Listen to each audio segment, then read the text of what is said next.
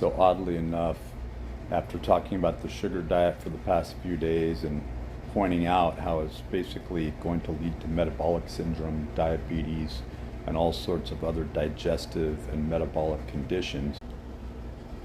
So I'm looking pretty crazy, but we're cooking, we're talking, about to go into exercise. We just had a really nice omelet. Basically what I did is I fried chicken. I usually overcook chicken. Like, the internal temperature is something that I really try to impress on people, to get an internal temperature thermometer so that you can make sure that when you're cooking chicken, you're not going to get sick. You're better off overcooking it. But again, after talking about for several days all of the downfalls of the sugar diet, and essentially what you could equate it to is taking insulin and then feeding yourself nothing but sugar. So even bodybuilders who, we're going to say, abuse Slin or insulin, using it as basically a PED or a metabolic primer, they are force feeding themselves protein, right?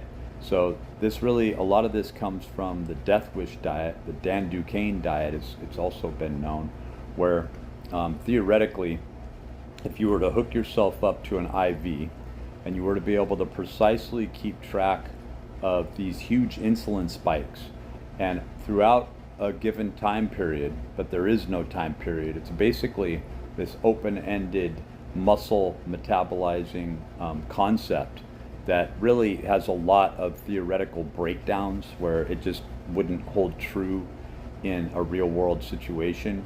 But the main premise is that you constantly spike insulin levels, right? And you become so anabolic that you're completely feeding your cells, your system, the adequate amounts of protein and nutrients to constantly grow.